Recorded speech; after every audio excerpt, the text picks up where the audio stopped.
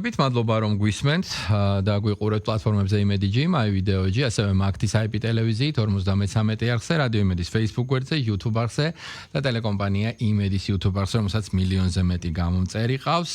ჩვენ ახლა ძალიან საინტერესო ჩართვა უნდა შემოგთავაზოთ. მსოფლიო კინოს ეპიცენტრი, ლაჟვარდოვანი სანაპირო და კანის 79 საერთაშორისო კინოფესტივალი.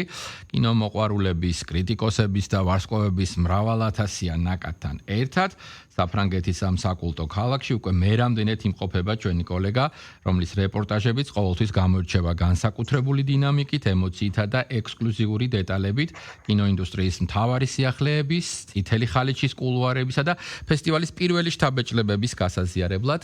დღეს ჩვენი სტუმარი, ვინ თუ არა, მარიკა ბაკურაძე არის და მივესალმები მას სიამოვნებით კანში. მოგესალმები მარიკა. გამარჯობა, დილამშვიდობისა. მოგესალმებით, აბა ჩვენ კარგად ვართ და ახლა ველოდები ჩვენგან იმ განწყობისა და ატმოსფეროს შესახებ საუბარს, რომელიც კანშია, უკვე მერამდენეთ აშუქებ ამ ფესტივალს, 79 ფესტივალი უკვე დაიწყო, რით განსხვავდება წინა წლებისგან და როგორია პირველი დღეების მუხტი რომ გითხრა. 79 დაიწყო წელს, ხო და 79 იყო პირველად რომ ჩამოვედი აქ მახსოვს. ესე იგი შენი იუბილე გაქვს, ესე გამოდის. იცი 79-ს ჩათვლით გამოდის რომ 10 წელი შეცვლა და წელს უკვე მე-11-ია, ახალი 10 წლეული ავთვალეთ. და თავიდან პირველი მეორე მესამე წლამდეც რაღაცნაირად ქაოსური იყო ყველაფერში, გარკვევა, დასწრება, რომ მოსწრება, რომ სად ხდება, რა ხდება და როგორ არის და რეალურად სხვათა შორის რომ ვფიქრდები, თუ არ ჩავთვლით პროგრამას და თუ არ ჩავთვლით უშუალოდ კინო სიახლეებს ხდება. მაგის გარდა მართლა არაფერი არ იცვლება, საოცარია ის, რომ აბსოლუტურად ერთნაირ რეჟიმში ცხოვრობს ქალაქიც ამ ფესტივალით. თავად ფესტივალი.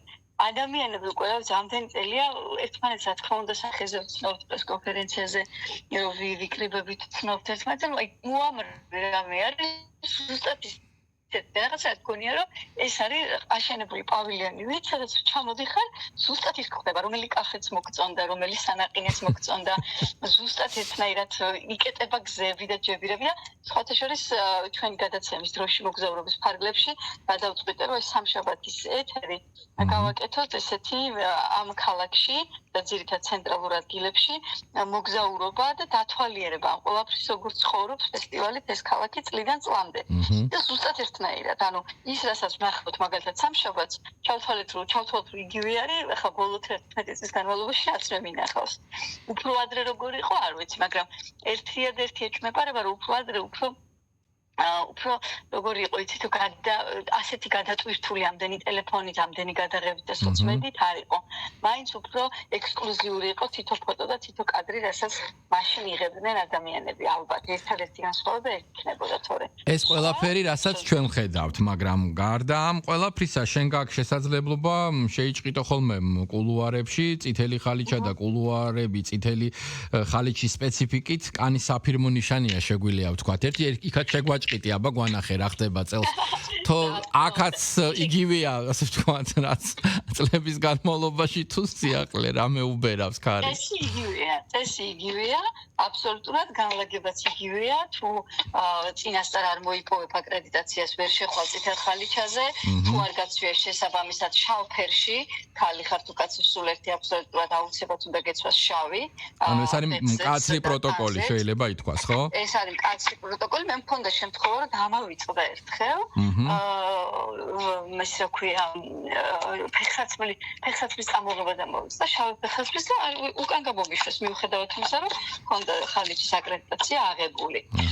წესი იგივეა, რომ ყოველ დილით უნდა მოითხოვო იმ დღის ხალიჩი, ყოველ დღე აქ წითელი ხალიჩა.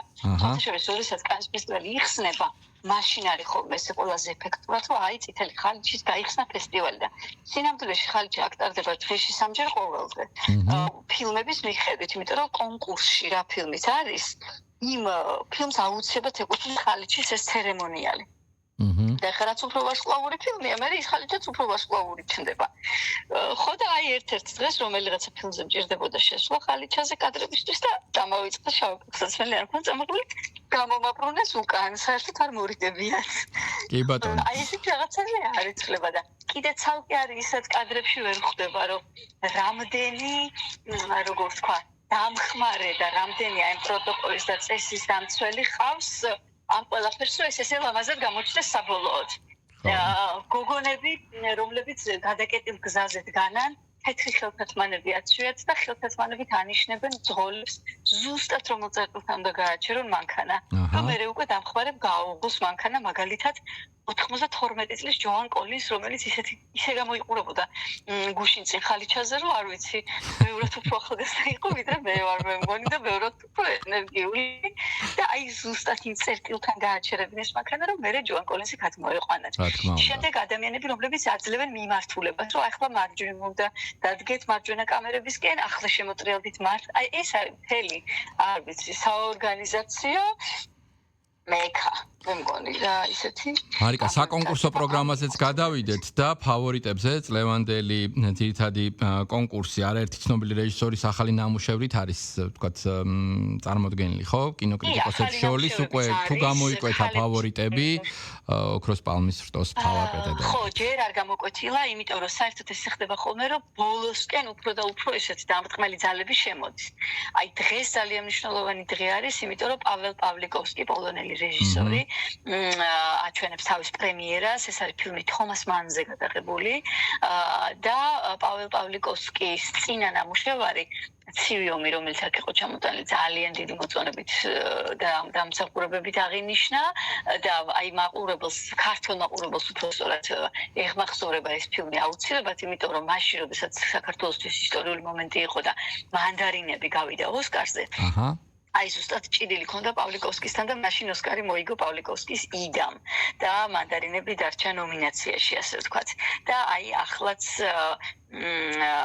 მოხდა ისე რომ იცი შეიძლება ეხა მეშლება ოსკარი და გლობუსი ორივეზე ვიყავით გასული ერთზე იდამ მოიგო და ერთზე მოიგო ზვიაგინცევის ლევიათანმა და აი ზუსტად იგივენაირად მეორდება ეხა უბრალოდ შეიძლება გლობუსი იდა არის და ლევიათანია ოსკარი გასული რომელიც ეჭიდებოდა ზუსტად ჩვენს მანდარინებს და აი მაშინ უფრო გამოჩნდა პავლიკოვსკის სახელი ქართველი მაყურებლებისთვის იმდენად მაგრამ მე მგონი ცივი ომიც საკმაოდ პოპულარულია და აი ახლა წელს დაბრუნდა პავლიკოვსკი და ეს ძალიან საინტერესოა პედრო ალმოდოვარის ექნება პრემიერა 19-ში იქნება ჩვენება და 20-ში მისი პრესკონფერენცია არის დაგეგმილი და ამბობენ რომ ძალიან კარგი ნამუშევარია იმიტომ რომ ბოლო წლების განმავლობაში მიუხედავად ჩემი დიდი სიყვარულისა პედროს მიმართ შედარებით თითქოს გამეორებებზე იყო წასული ეს ადამიანი იმისა რაც უკვე შექმნა და უკვე ლეგენდად აქცია. და აი ახლა ამბობენ ესპანეთში იყო ამ ფილმის ჩვენება და თქვეს რომ დიდი დაბრუნება აქვს პედროს. ნახოთ. აი ზვიაგინცევი რო ვახსენე რომელმაც მაშინ ლევიათანი წარადგინა იმ წელს ოსკარზე და გლობუსზე. ახლა ახალი ფილმი აქვს ზვიაგინცევს მინოტავრი ესე ქვია ფილმს და ნახოთ აბა როგორი ნამუშევარი აქვს წარმოდგენილი.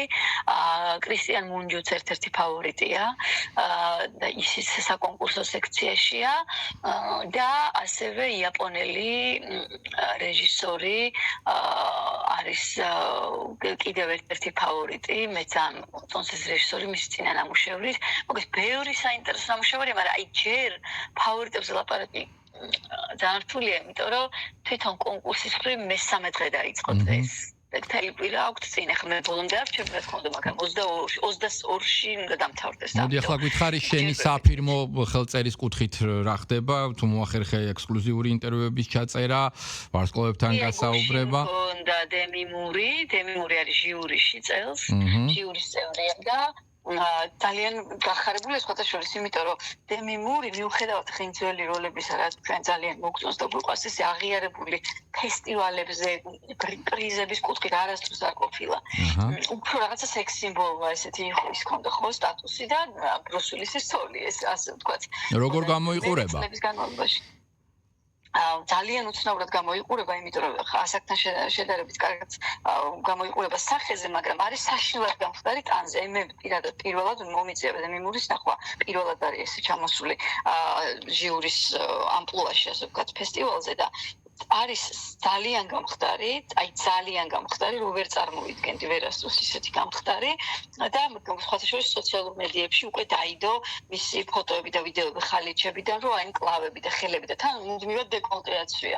უფრო მეტად ჩანს კიდევ ეს ფიზიკური მდგომარეობა და ძალიან ბევრი გახილვა, რომ რატო არის ასეთი გამხდარი, ну თუ რამე მედიკამენტების გამოხდება ეს ყველაფერი თუ არა, ეგ არ ვიცი, მაგრამ ხო, ძალიან გამხდარია და ეს მინდოდა მეთქვა, რომ ვერასდროს ვერ ფასობდა თითქოს სათანადოდ. აი მე ჩემი მიმართულებით ის არის, რომ მომეცა საშუალება, რომ მისთვის შეკითხვა დამესვა. და ზუსტად ეგ ვკითხე, რომ რაღაცა მეგონი კანის კინოფესტივალმა აქეთ უფრო დაგაფასათ, ვიდრე ამერიკაში ხდება თქვენი დაფასება თქო და კიო სხვათა შორის ყოველთვისო ვიყავიო ვიღაცის დამატებაო. პლუს ერთი ადამიანიო და წელსო აი აქ ჟიურიში რო ვზივარო, ესო ჩემთვის ძალიან დიდი დაფასება და პატივია და რაღაცა გულაჩუყებულიც არის მე მგონი ამ ხრივ, რომ მართალია ასაკში, მაგრამ მაინც მოუწია დაფასება რა. კი ბატონო. და ეს იყო მაგ მხრივ. და კიდევ ველოდები კარგ პრესკონფერენციებს და იმედი მაქვს რომ ექნება საშუალება. კი ბატონო, ჩვენც ველოდებით საინტერესო ისტორიებს კანიდან და შენს ჩართვებს. მადლობა მარიკა. მარიკა ბაკურაძე იყო ჩვენი. რა სამბოთ, მადლობა პირიქით, რომ ყოველთვის ესე დაინტერესებით და კი ბატონო, შენ მოგეცემა შესაძლებლობა მე ჩვენს მსმენელთან ისაუბრო ამ თემაზე. დემიმურს მოკითხვა გადაეცი ჩვენგან. შენ დაგემშვიდობები და დაველოდებით კვლავ სიახლეებს კანიდან. კი, რა თქმა უნდა, მადლობა პირიქით ინტერესისთვის. მარიკა ბაკურაძე ვესაუბრებოდით პირდაპირ ეთერში, რომელიც კანიდან გვერდთვებოდა. კანის 79-ე საერთაშორისო კინოფესტივალის ბაზრობაზე პირველი შეხვედრები გაიმართა საქართველოს ეროვნულ პავილიონში, რომელსაც ეროვნული კინოცენტრი და სახელმწიფო პროგრამა გადაიღეს საქართველოში ერთობლივად წარადგენენ. ჩვენ ამ თემაზე ვისაუბრებთ ლევან დვალთან ერთად უკვე 25 მაისს სტუდიაში. მანამდე კი დავბრუნდეთ საქართველოში და ქრონიკის სპეცგამოშვება და თამუნა აბშილავა ბრუნდება პირდაპირ ეთერში.